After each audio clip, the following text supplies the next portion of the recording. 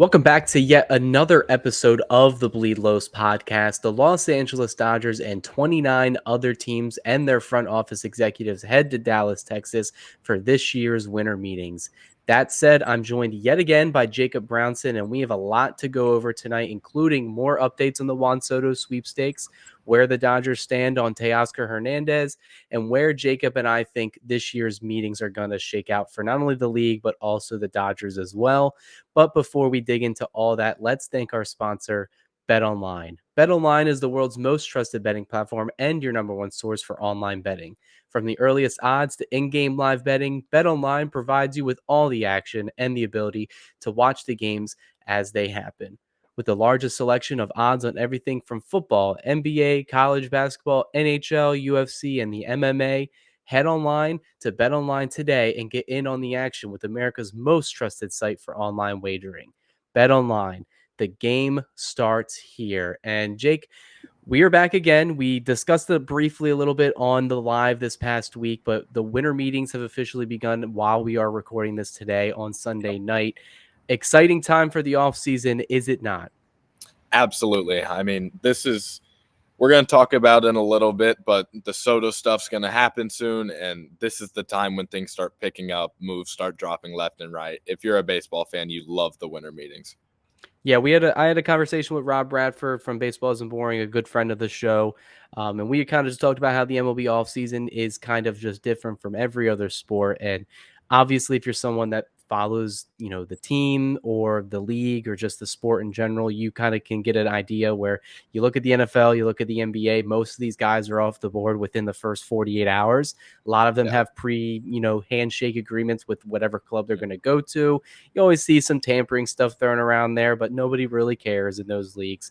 For Yeah. baseball, it seems like, a lot of these players, they say, all right, the season's over, whether they went on a deep October run and they kind of want to reset mentally and physically and then get back to the grind of baseball. Seems like most of the stuff picks up around mid-November, but after Thanksgiving and once December hits and the winter meetings come, that's when we see a lot of stuff happen. Because if you look in years past, I mean, especially, when all the shortstops were free agents a couple seasons back, when you had Trey Turner, Xander Bogaerts, Carlos Correa, all those guys, most of those signed during the winter meeting. So I expect a lot of teams to be active this winter, especially this week, especially with all the rumors we're hearing. Do you agree with that? Do you expect a flurry of moves to happen in the next couple days? Absolutely. Especially because you have markets that go together, like with Soto and Teoscar, and how the teams are all kind of going after the same guys. I think as soon as Soto drops, which might happen while we're here recording this right now, things are just going to start happening. You're going to see Passan and Rosenthal tweets left and right. It's an exciting time. This is when you get to see if your team improves and gets better. And just as a baseball fan, this is a very exciting time.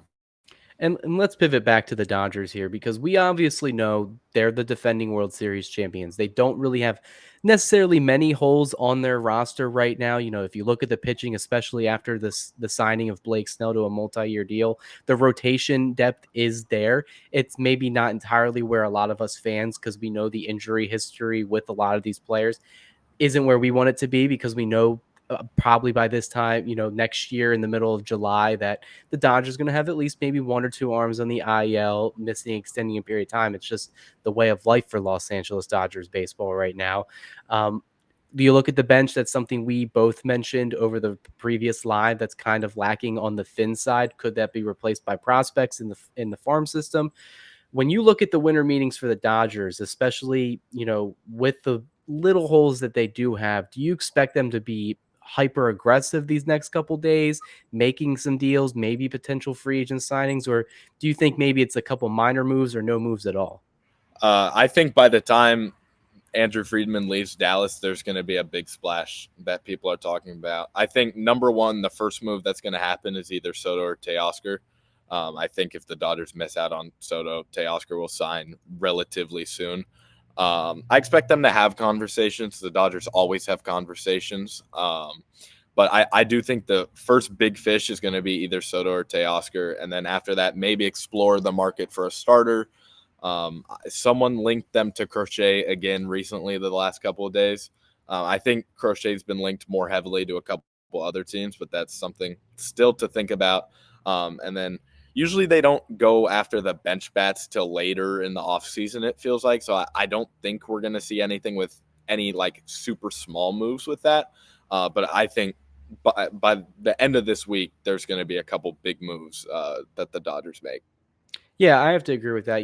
I feel like if you're the Dodgers and Andrew Freeman, what you're trying to focus on right now is the big fish that are out there in the market. Obviously, clearly, and we're going to discuss that this episode as well, where they are in the Soto sweepstakes still, despite what a lot of people are saying. Maybe they don't have the biggest offer out there, but it's still their offer hasn't been reported yet, which makes me believe that, Scott Boras and Juan Soto's camp are keeping that close to the chest for a reason.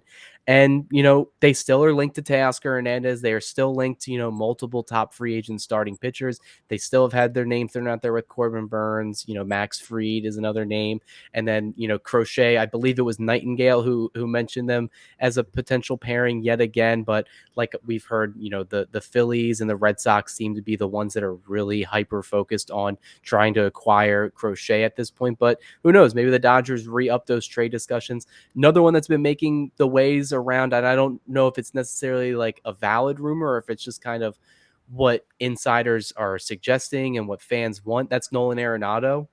That's a curious one for me if you're a Dodgers fan in 2025, Very, because yeah. obviously the name still is sexy. Nolan Arenado. We know him quite well, especially with his time with the Rockies. But let's kind of pivot to that real quick, because I'm curious of what your thought process is, because obviously at the end of the day, Nolan Arenado is probably on the track to get to the Hall of Fame. It's going to be a discussion, but where he is right now, is that a guy you would be willing to trade for in the 2025 season? I'll say the name is a lot sexier than the stats right now. Looking back at last year and some of the underlying numbers, the the barrel percentage, pretty much everything you use to evaluate a hitter, he was down last year. His defense was down. I don't. I know the Dodgers have been linked to them, and there's that potential salary dump with Chris Taylor.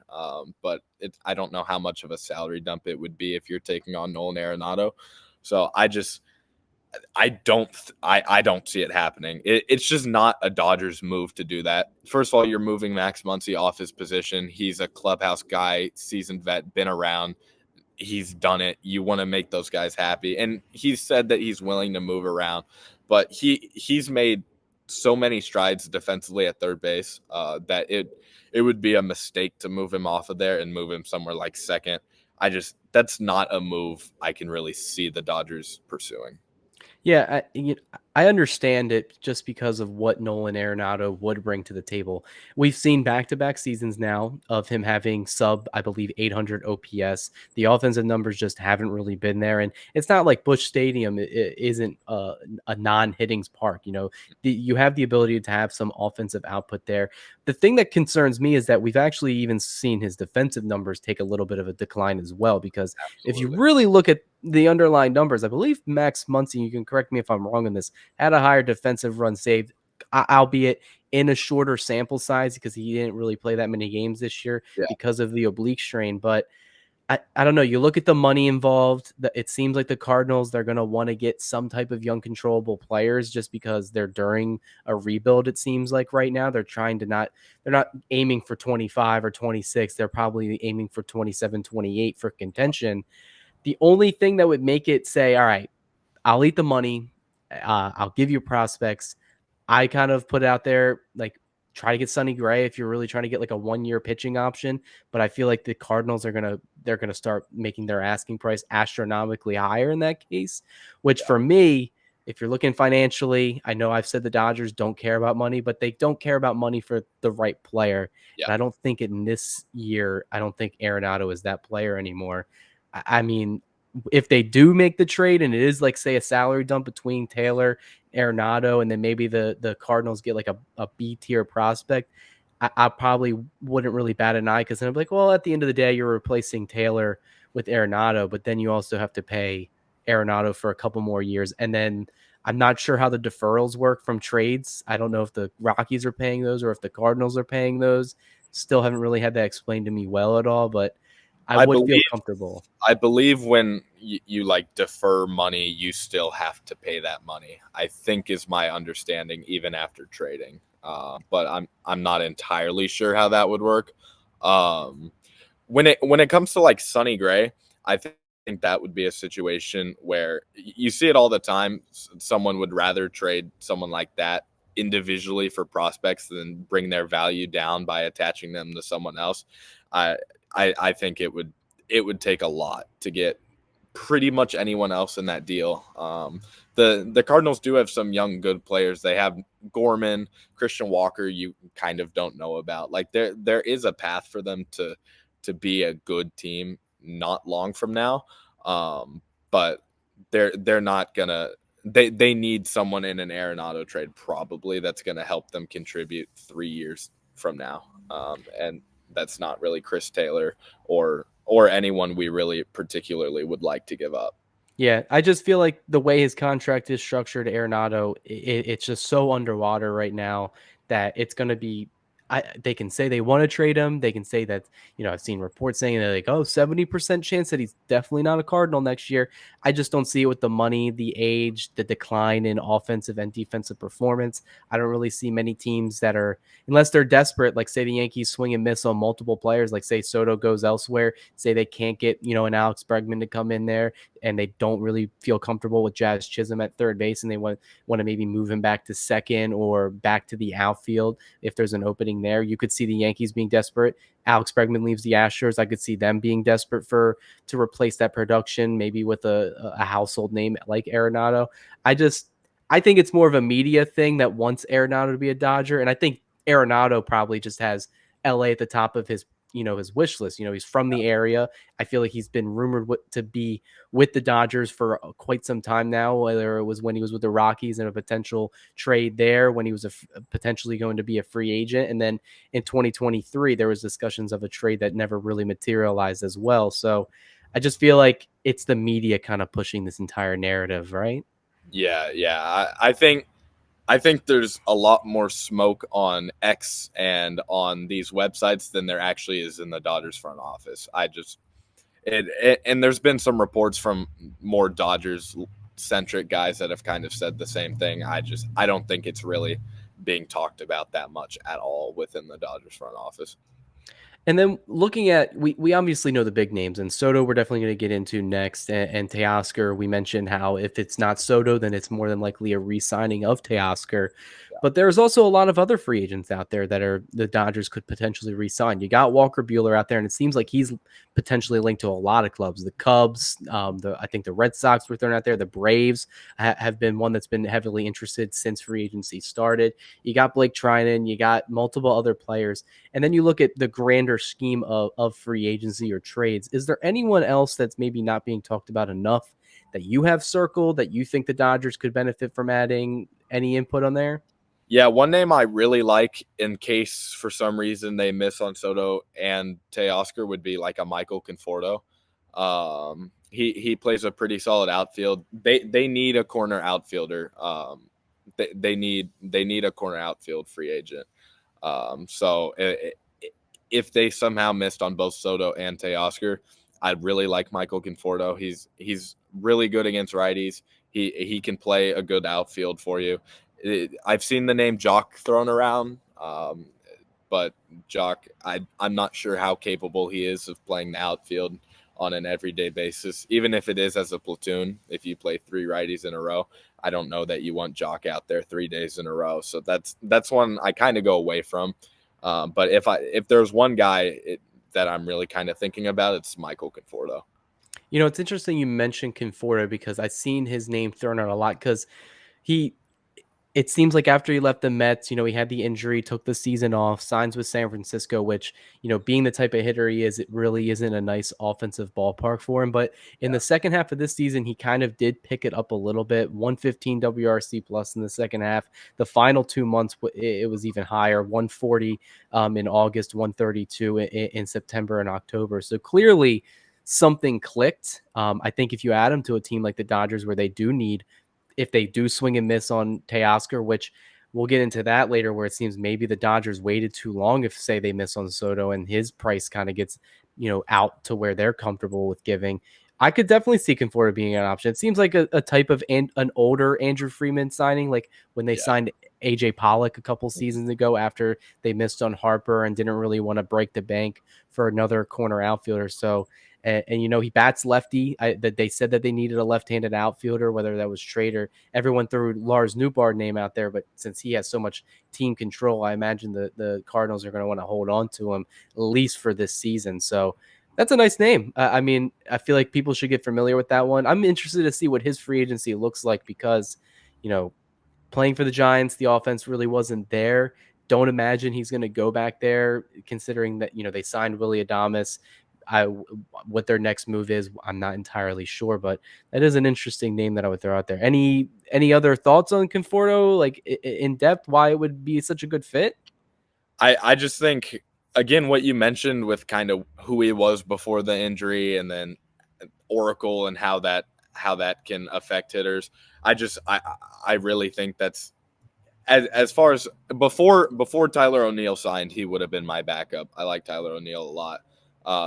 And when you start talking about the corner outfield, like there's names, but there's not that many like really good names. And Conforto isn't a really good name, but he has the potential to be really, really solid. So that's just kind of someone I jump to.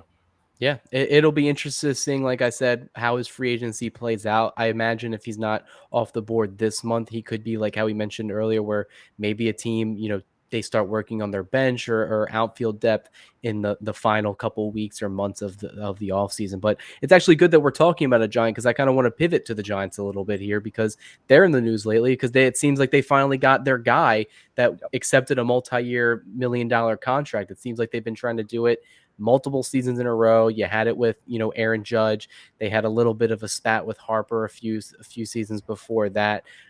They've been trying. They tried with Correa, and then the medicals fell through. But now it seems like they finally got their shortstop in Willie Adames, who signed for a what was it, 7-year, $182 million deal. So they got their guy in the captain of the infield, as you would say.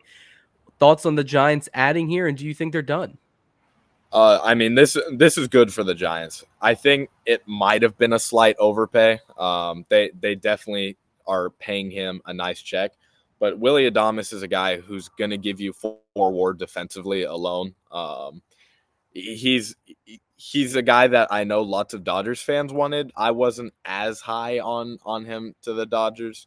I think there might be some problems with the way he ages. But the Giants needed this. They've missed on free agents too much in the past. You had them heavily linked to Judge, didn't get him. You had them in there with Ohtani. They offered him the same contract that the Dodgers did, didn't land him. It's the story that keeps giving for the Giants. They keep coming close to landing these guys, and then these guys choosing other teams. So I think this is for the Giants. It's really good. It's kind of like how Andrew Friedman said that if you always worried, I forgot the exact quote, but it was something along the lines of if you always thought the most rationally, you'd always finish second or something like that.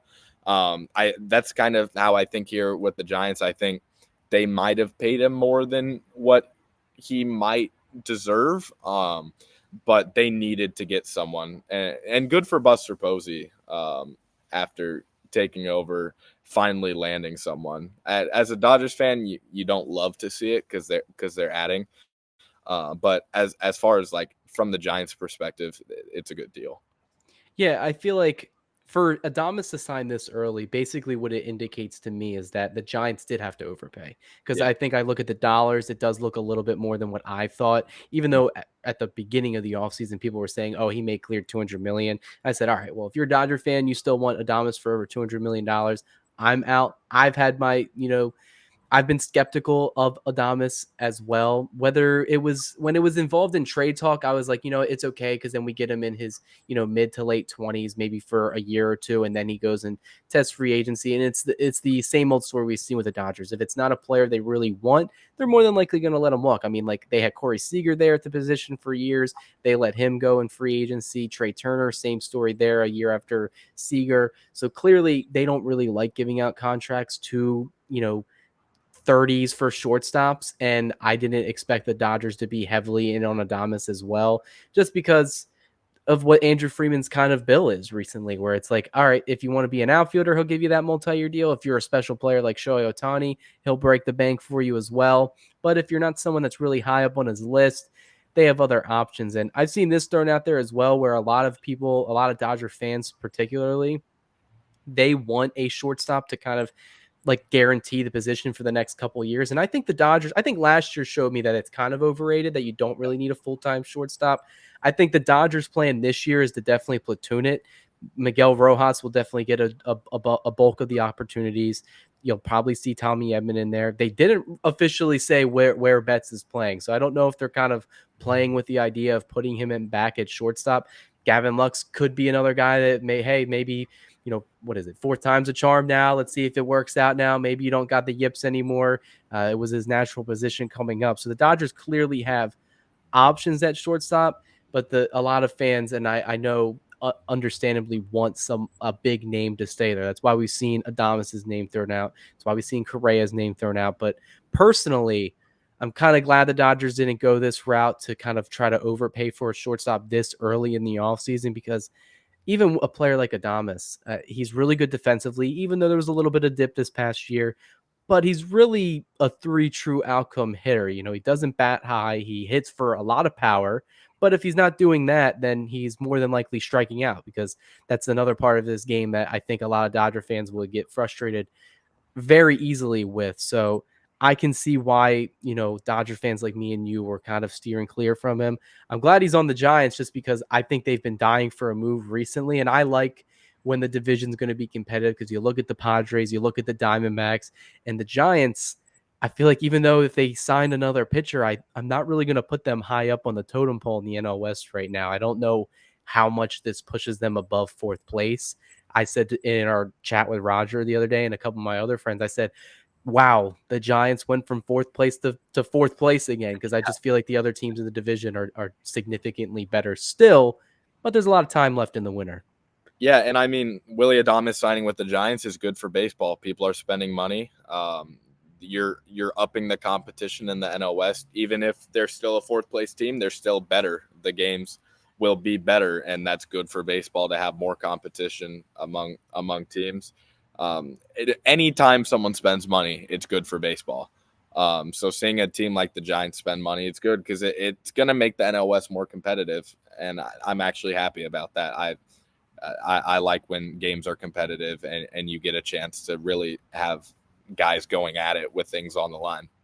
Yeah, and if you look at what the Giants, you don't bring in Willy Adames to just stop at Willy Adames. I feel like this could potentially be the first step, and I think a lot of it has to go with Buster Posey saying, "Hey, I'm the sheriff in town. I'm running the team. I played on this team when they were a dynasty. They are MLB's last dynasty. They had 3 rings in 5 years, so credit to them. Credit to him trying to bring that winning culture back, because besides 2021."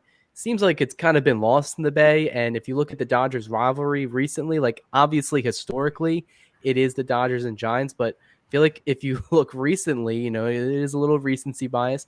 Padres are definitely up there on a team that I do not like facing, whether it's because they're really good or because they're just really annoying, both the players and the fans. Diamondbacks are another team that's kind of been, since I've been watching Dodger baseball very heavily since 2010, where those two teams typically don't like each other. There's a lot of brawls between those, especially in the early 2010s. Clearly, if Dodger history, Puig, Greinke, all those fights back then there, and then getting bounced early by both those teams. At least the Dodgers, they have the knockout punch, at least beating the Giants in their only postseason meeting ever. Do you look at the Giants and do you think they're going to stop here? It seems like they've been linked to more multiple starting pitchers. Corbin Burns is another one. He's from the area in California. It seems like that could be the guy that they want to replace Blake Snell with. Willy Adames is a good player, but he's not a player that's going to get you over the hump. I think, like you said, if they're going to spend on Willy Adames, they're going to spend on other people.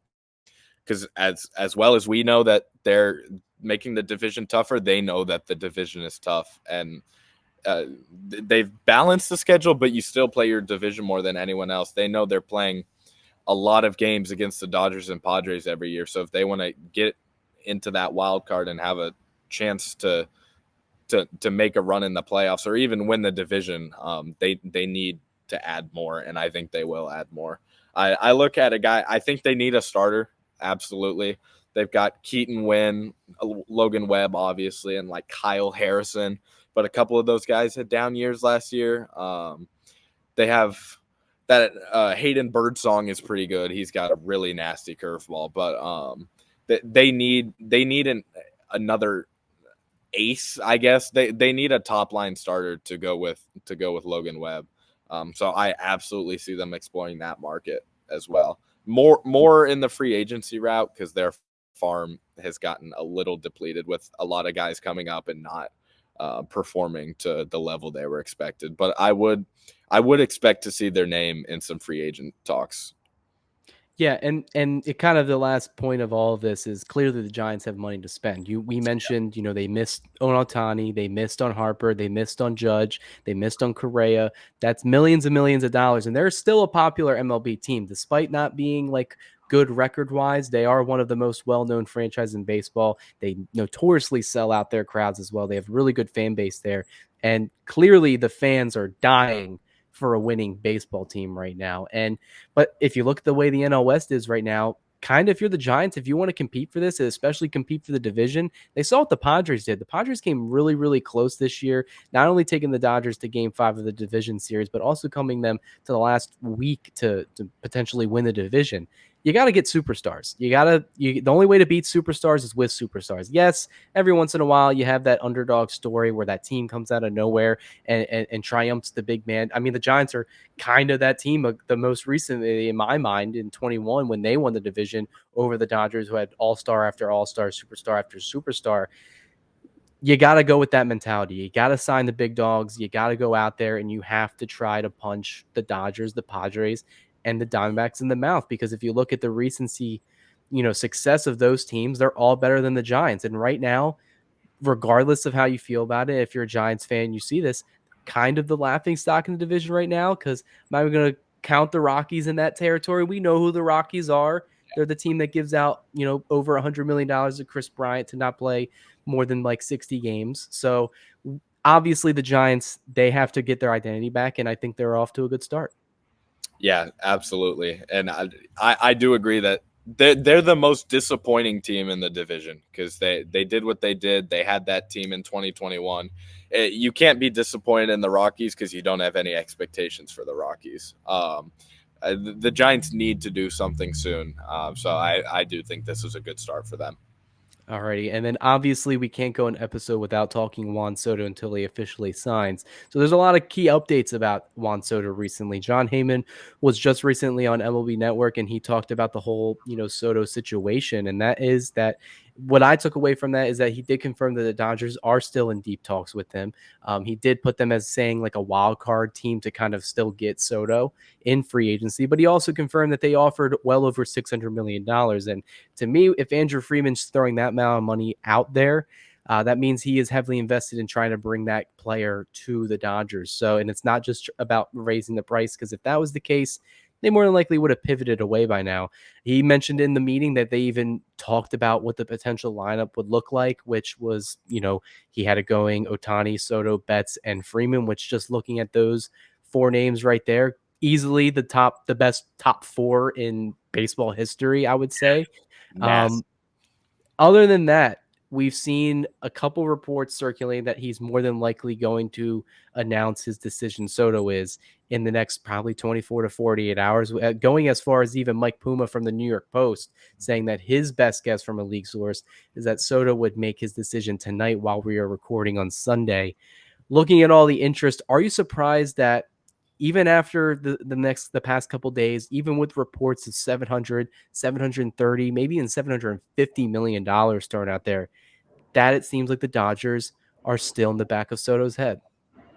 I'm not surprised because of all the things the Dodgers can offer him. I mean, you talk about that top four, yes, but the Dodgers are in a unique situation where they are going to compete for a while, and they're going to compete, and that's got to be important to him. Juan Soto's a competitor, and I do think that's something he values most. And you've got the Dodgers who have shown that they're willing to spend and have consistently gotten where Juan Soto wants to be in the last few years. Of course, they hadn't won the World Series since 2020 until this year, but they were always one of the best team, probably the best team in baseball every year, just with the failures in the playoffs that kind of fizzled out. But the Dodgers can provide a lot of things to Juan Soto that those other teams can't, because they can spend and they can compete. But you also talk about the front of the line player development. You talk about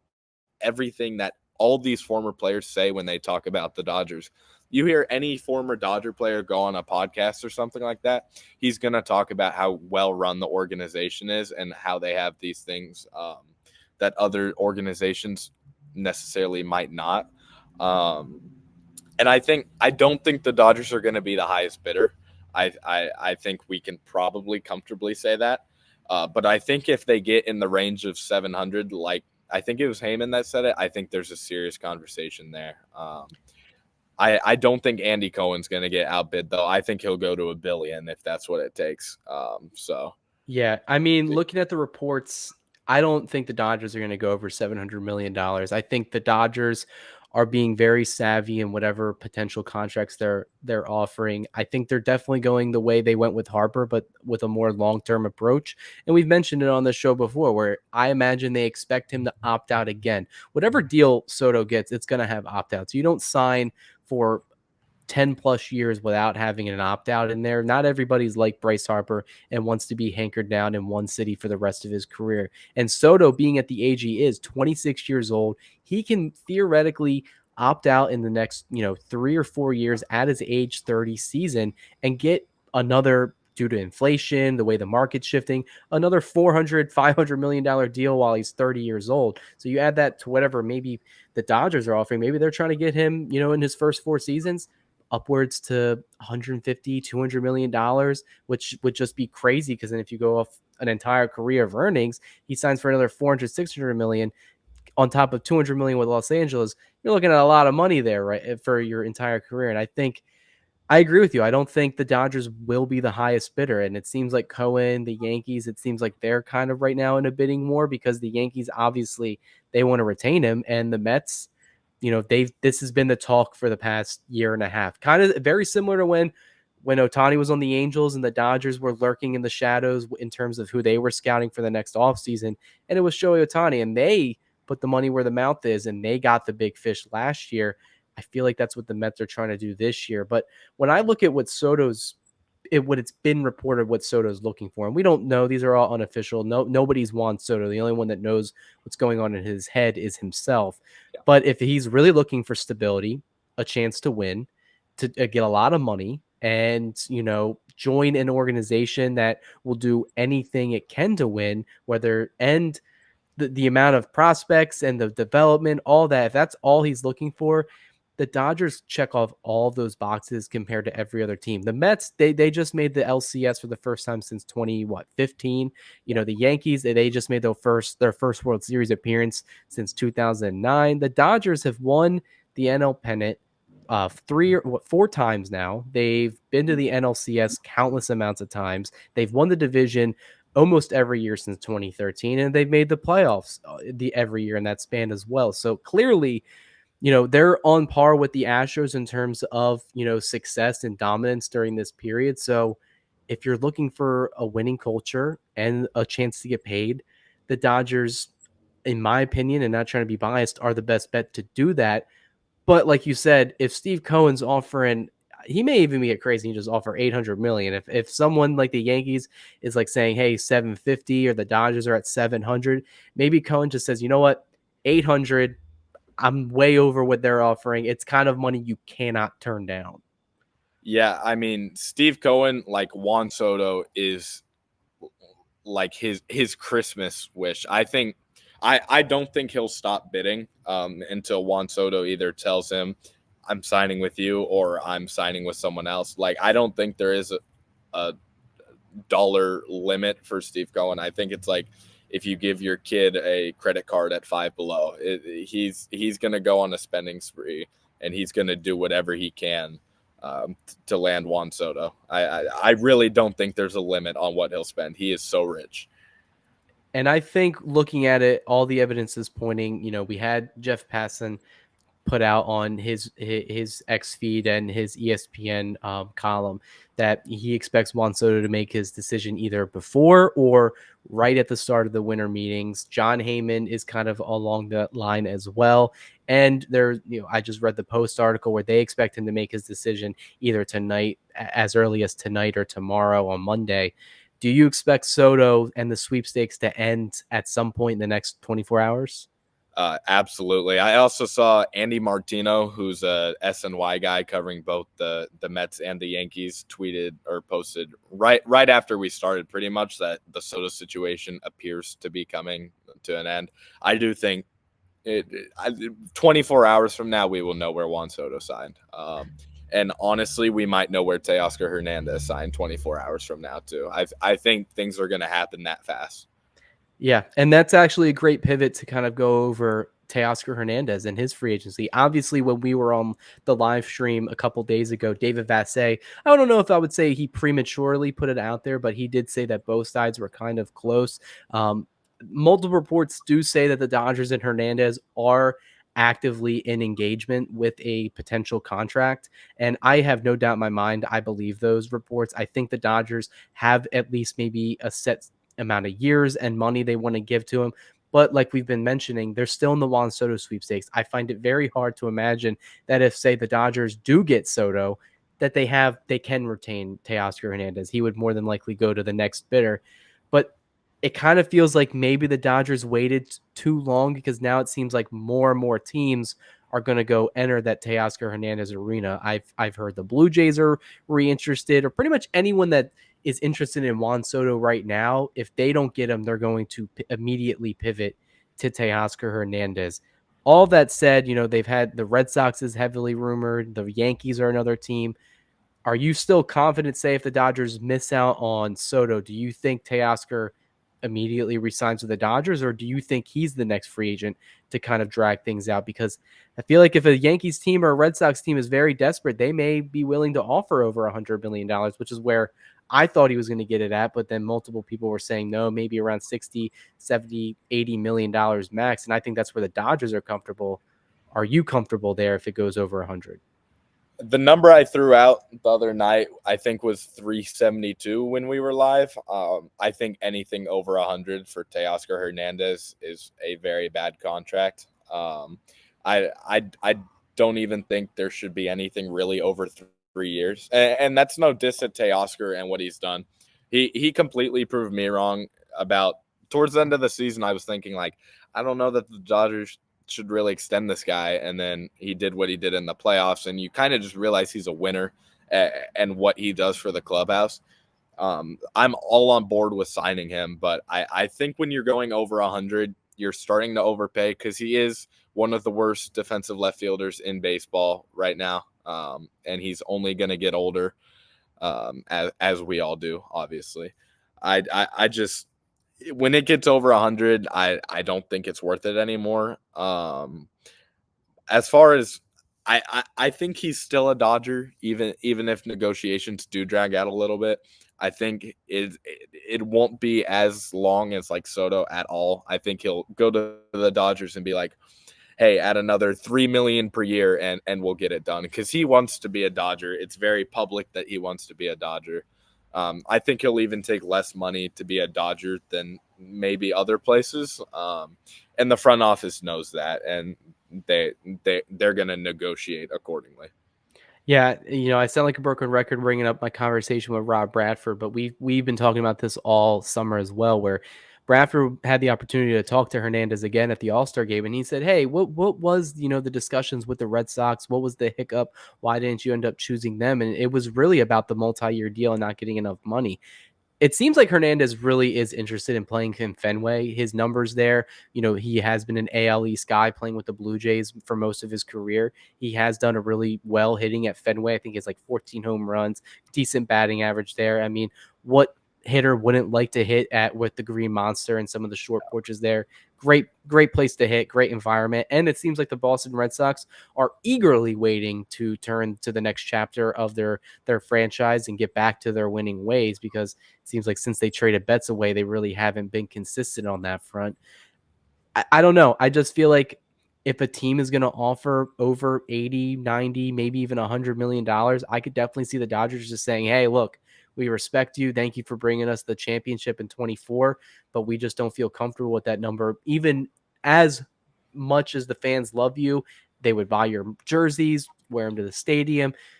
It was a good 1-year deal. We all benefited from it. We won a championship. You reestablished your market and got a multi-year $100 million deal. I think that would be a win-win scenario. And that's kind of what, if I turn back the clock, go back to last winter, that's what we were all saying. We said, hey, the Dodgers got this guy for a 1-year prove-it deal.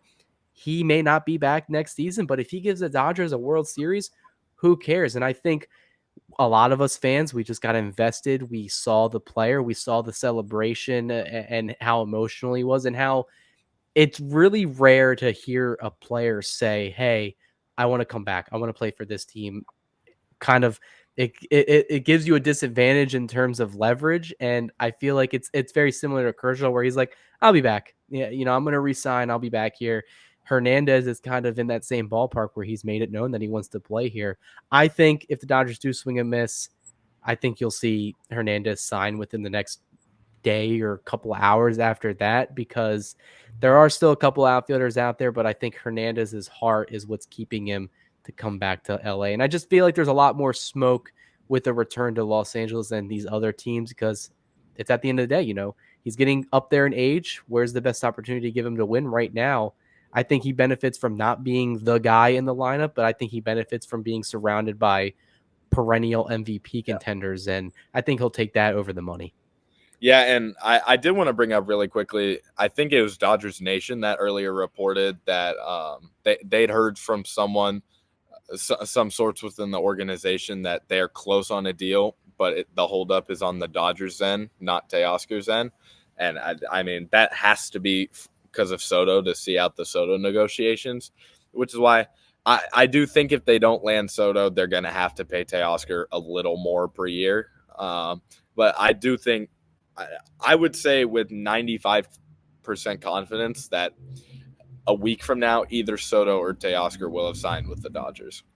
Yeah, I'm in that camp as well. And I think the way Noah worded it is that it's like maybe they do have a handshake agreement, like they got the years, the deal, the years and the money, and they're like, hey, we're full go to get this offered to you for you to accept. But we got this guy, Juan Soto, who's seriously considering our offer. If he says yes, then we'll still have the interest in retaining you, but we're going to kind of have to refigure that contract. Maybe not as many years, maybe not as much money. And then we'll see if you're still interested in coming back. It all weighs on Soto right now. He is holding up the outfield market, and it's, he's got to set the market first for a player of his caliber, because not only do you have Teoscar Hernández out there, Anthony Santander is another name that I think is very intriguing, just because I like the ability that he can switch hit. Not the best defensively, but you can still put him out there in left field and just call it a day. Obviously, there's been rumors of a Jock Peterson reunion. Cody Bellinger's floating out there in the trade market as well. It really just hinders on what Hernandez and Soto end up choosing, because like you said, Jacob, if one of them chooses the Dodgers right there, I think that's going to be their big offensive ad. They're going to either retain Hernandez, or they're just going to break baseball and sign Soto to some sort of massive deal. I don't really see them adding much anywhere else offensively this offseason. Yeah, I'm not sure how credible this is, but I did want to let you know that some New York Daily baseball writer columnist Bill Madden said that word is Cohen's going to 800. So I don't know. I don't know if that's real or not, but I mean, I wouldn't be surprised. I imagine if he's not getting his way, he could just be throwing money at this point, where it's like, hey, how much money is a bad signing even for a good player? I've made it known where I like Soto, but I just don't think he would be worth $700 million just because of the return of investment. Clearly, he's still a really good hitter, but he's not like Ohtani, where the Dodgers can give him that much money. He's not that marketable. He's a really good player.